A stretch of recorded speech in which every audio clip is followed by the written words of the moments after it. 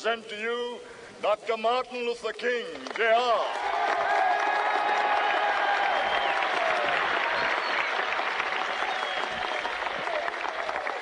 I am happy to join with you today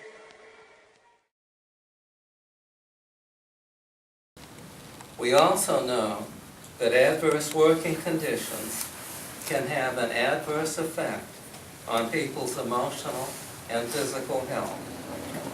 Therefore, the Justice and Advocacy Committee of the Lehigh County Conference of Churches calls for management, labor, and all other interested parties to follow the best practices of justice, fairness, dignity, and respect.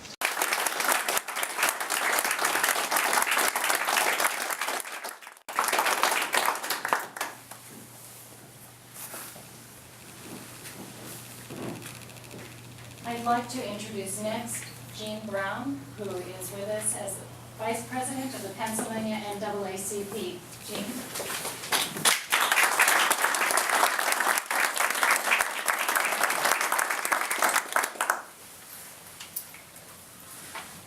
Good morning. It's with great pleasure and honor that I am asked to participate in this nationwide occasion. The NAACP was founded in 1909 in New York City by early founders, Ida Wells Barnett, W.B. Du Bois, Mary White Ovington, Oswald Garrison Villiard, William English Walling, John R. Shilledy, Arthur B. Spingarn, and Walter White, leading the call to renew the struggle for civil and political liberty. He initially called themselves the National Negro Committee. As we assemble here today, we remember Dr. King as he traveled to Memphis on February 12, 1968. To paraphrase Bob Dylan, a hard rain is falling. The turmoil, the tumult, the calamity of the marketplace is a storm. When it is businesses saying they can't afford health care anymore, it's the unions that stand up and insist on better. Is that I represent an organization of people, and I represent people that clearly understand what it's like to be targeted. You know, we are one. Our battles are similar, and our fights are the same. And when I wanted to say something today that really would connect with the group, I looked around and I found something that I scribbled down very quickly. And it was a quote from Franklin Roosevelt, someone that I think a lot of people in organized labor certainly know. Liberty, FDR said, requires opportunity to make a living decent according to the standard of the time, a living which gives man not only enough to live by, but something to live for. Thank you all for being here. You can see in the labor movement, we are all inclusive. We are the tent that brings everybody in, no matter who you are and what you are. And what we need to do today when we leave this building to demonstrate that we are one is we need to take this message to the broader community, not just in our union halls, not just in our homes, but get to the general public and let them know that what's happening across this country, where state legislatures, municipal governments, or even the federal government in some cases, that are perpetrating these attacks on workers, that the working people who keep this country going are not the problem. How's everybody doing? I'm not going to read from here, but I like to say, it's a saying, without God we will be nothing. I say today that without unions, we will be nothing. I thank God for the unions, because they find a way to translate and filter the information that's needed to the workers, especially the Hispanics, because of the abusive of a lot of companies within the workers. I thank God to be part of the ATU. I thank God for them and giving me the opportunity to come here and represent. Appreciate the invitation to come here today and speak. I want to acknowledge Vice Presidents of our AFL-CIO Executive Council, Ed Mooney, the President of CWA Local 13,000, also our Vice President on our Executive Committee, and Keith Hill, from AFGE, who's also on our executive council. You know, today we come to remember and honor Dr. Martin Luther King on the anniversary of his assassination. And as I'm now president of the AFL-CIO, but the union I come out of is AFSCME.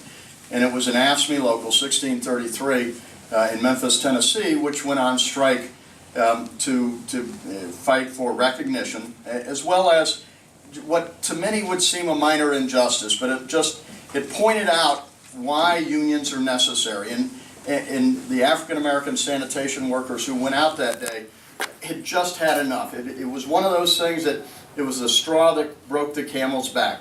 In Memphis in those days, if it rained, you didn't collect the trash, and you didn't get paid. But you were required to show up for work. So all the sanitation workers showed up for work, white and black, and the supervisors, who were all white back then, sent the African American sanitation workers home so they wouldn't get paid, and let the white sanitation workers stay. And then the rain stopped, they sent them out to collect the trash, and they all got paid. I have not come here to wave a magic wand. Ain't no such thing, forget the King's English. It is up to you, and you, and you, and me, and all of us, to do our part to accomplish the task. Let me apologize for being a little bit late. I should have been here earlier on, but again, traveling through our great roadways and highways, you have to take what's there in front of you and make your way the best you can. I would like to take a moment to reflect on yesterday, talk about today, and what do we do for tomorrow. Yesterday, the leadership in Memphis, since we are reflecting on April the 4th, 43 years later, but leading up to April 4th, the mayor of Memphis had done what is happening to us in our country today. He had successfully communicated with, quote, the leadership of the community, the clergy, different groups and organizations, and made them fully aware that he was a man of conscience and wanted to do the right thing for all people. But, forget the King's English, ain't no public employee that has the right to organize, not in this state. Because that's the law at that time. And forget about the idea that you have the right to strike. You can't do that. And when he took office, he had done to some degree what we're doing here today. He gathered in his leadership from that community. And he said to them, I'm going to do the right thing. Forget the King's English, everything ain't quite right, but you got to give me some time. And you give me the time, I will make things right. This is what he had done. And I was not aware of it at the time. I was assigned to go to Memphis. I was working then out of Washington, D.C. as a special assistant to the president of AFSCME, the American Federation of State, County, and Municipal Employees. Jerry Worth was our president. I say to you today, and I say it as I travel around the country, young lady, that I know what is happening because I was born and reared, young man, in a foreign country. The foreign country that I was born and reared in was Mississippi.